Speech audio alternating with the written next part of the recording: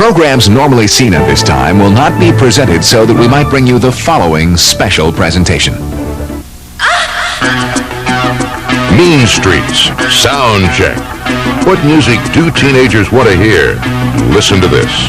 I like punk rock. Local bands are good. I love local bands. I like country music. I like alternative. I like kind of a punk kind of sound. I like alternative and rock. I can really relate to the lyrics. I spend tons of money on like tapes and CDs. Music is my life. Whenever I hear a song, I try and fit it in with my life. My friendships, my relationships, what they mean to me. Your life wouldn't be your life without music. Weezer, Pearl Jam. Widespread Panic, Blues Traveler, Toad the Wet Sprocket, Bad Religion, Heavy D and the Boys. Elvis, just because he's the king. Madonna, Salt and Pepper, Very Necessary. What's cool? Now.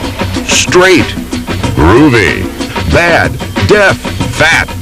And in style. This is Mean Streets. Let's sound check. Is this thing on? Better than your average flow.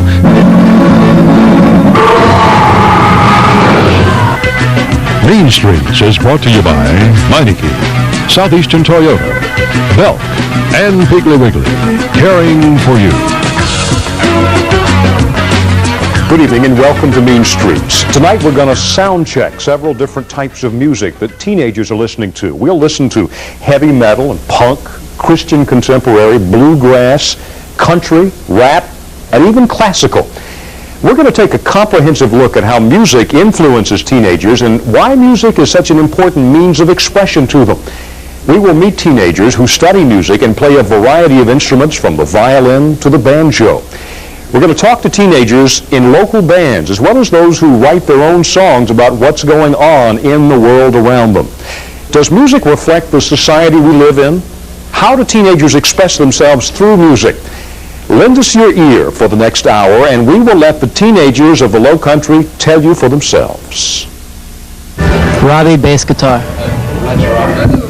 Hi, I'm Matt, and I play guitar. Jimmy Cavan, drums, 706.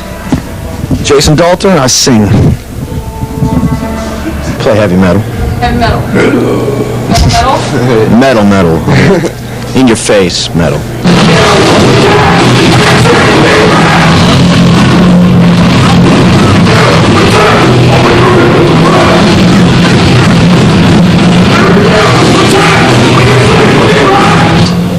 I like it just because it's aggressive. It moves me. It makes me feel something.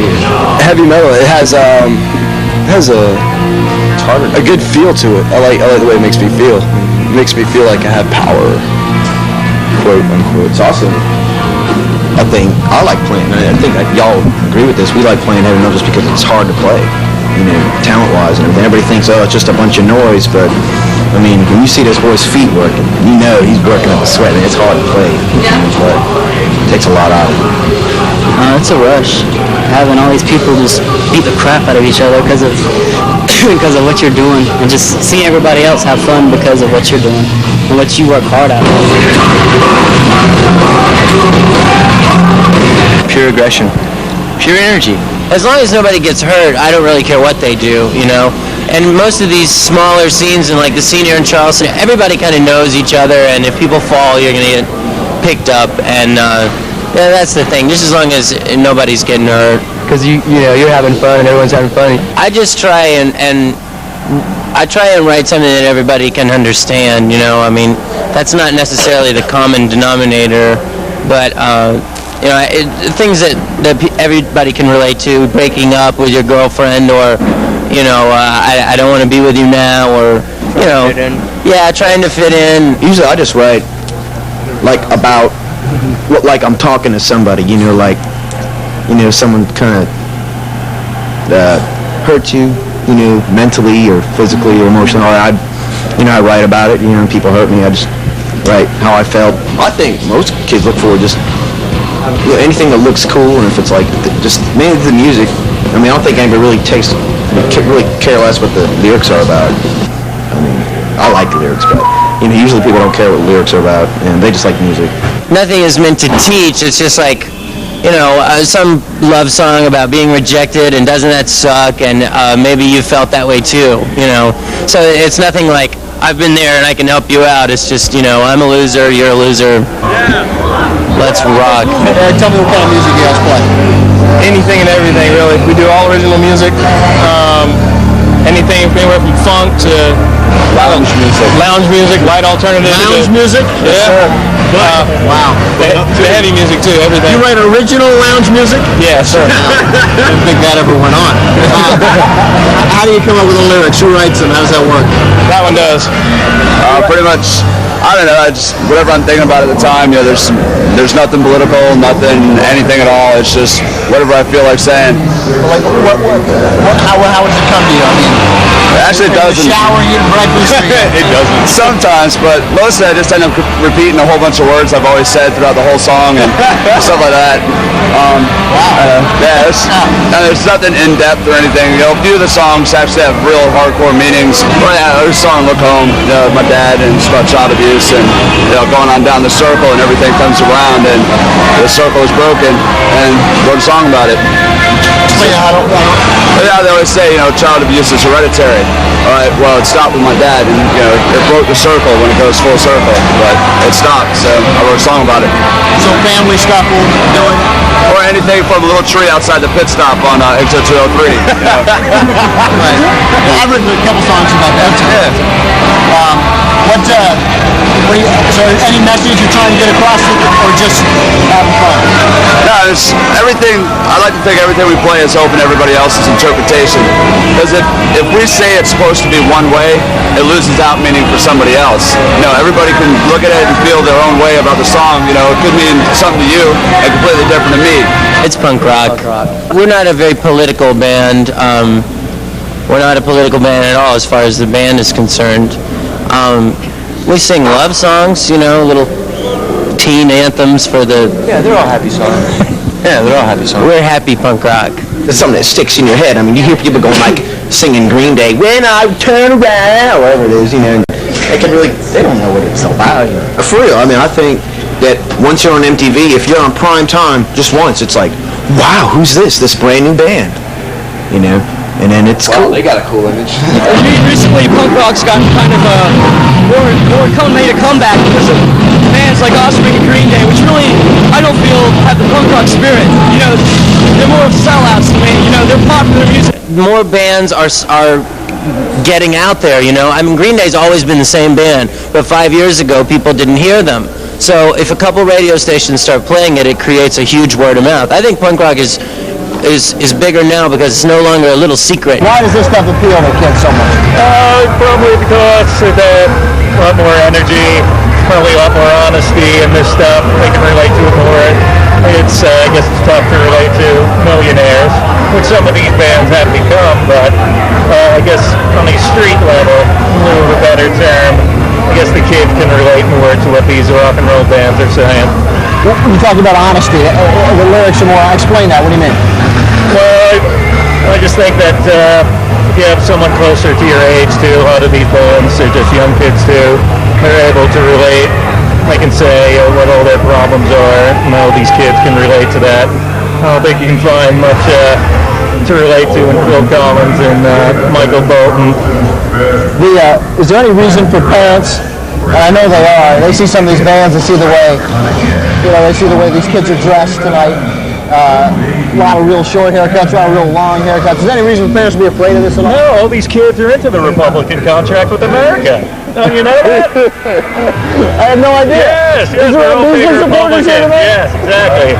I actually think Newt Gingrich is going to be here tonight as the MC. That's good. Mark Stanford will probably be here too. It'll be yes, exactly. Oh, that's fabulous. No, parents should not be afraid. It's just interesting though that the same things that their parents used to say about them, it all comes around. Like about the Beatles. Exactly. Yeah. Everything comes in around in one circle. You have no hair. You have a lot of hair. You guys. Stop. I think parents and even some just older people in their 30s, think this is something they can't relate to at all because you guys are dressing differently. if you didn't know better, if I didn't know you were all such great guys, I could conceivably be threatened by mainly you. Is there what I'm trying to say, Al? Is there any reason? You talking to me? What do you mean? No, not at all. I'm just... What are you trying to say I'm different? It's okay, Mark. Is there any reason for anybody to be threatened by it? Is there anything to your look that you guys think about it? No, I'm probably the biggest teddy bear ever. Yeah. That's probably our big thing is everybody just does their own thing. You know, Ryan likes to wear his little collar shirt and loafers, and Mark has a bald head and combat boots on. Everybody says I dress like a surf punk. The drums room. Yeah, drum. What about the music speaks to you? A lot of the lyrics I agree with. The politics, you know, kind of more of a drug-free kind of culture.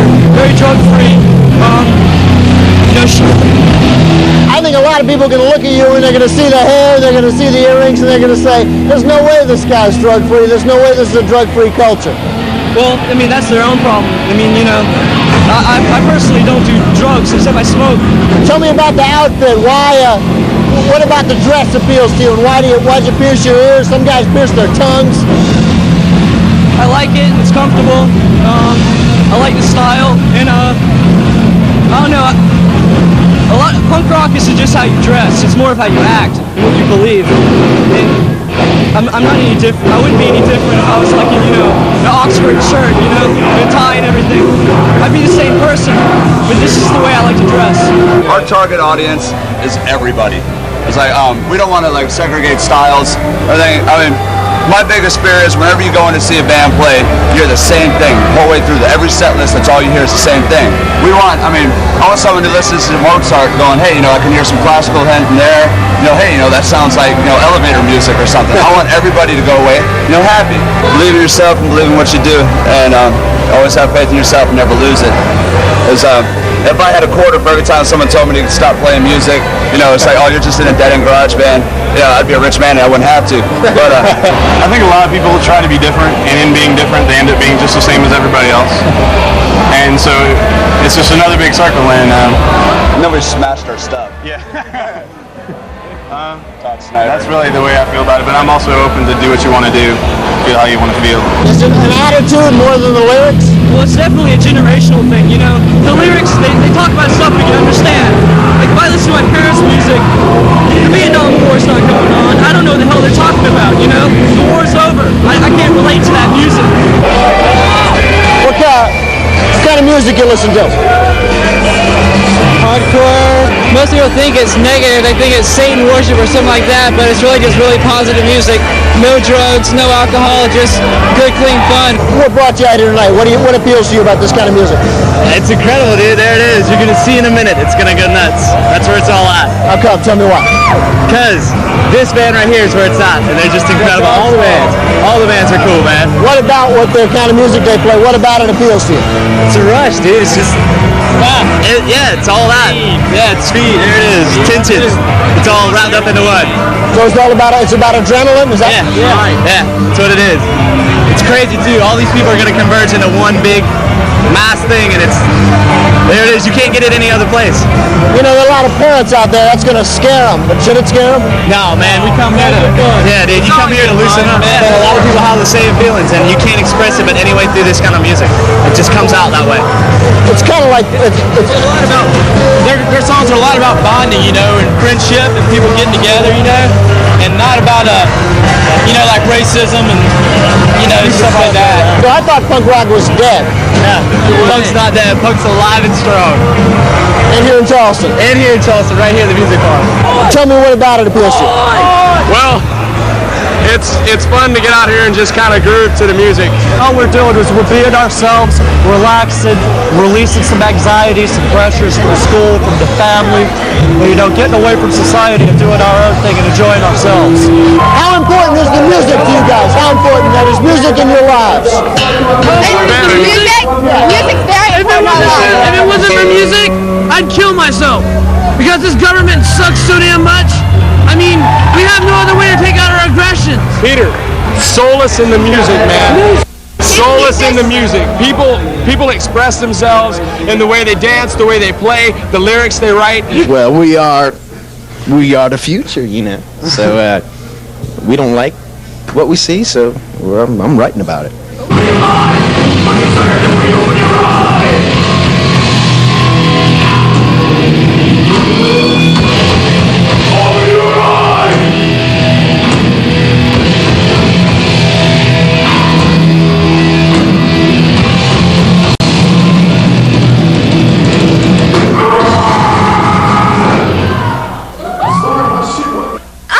Punk's not dead. It's never been dead. It's always been around. It's just now people are waking up, and more people are listening to it. They're becoming more open as far as their minds. Yeah, alternative is like the next, main thing that everybody's going to listen to, and punk's going to be the next alternative. That's just the way it's going to be.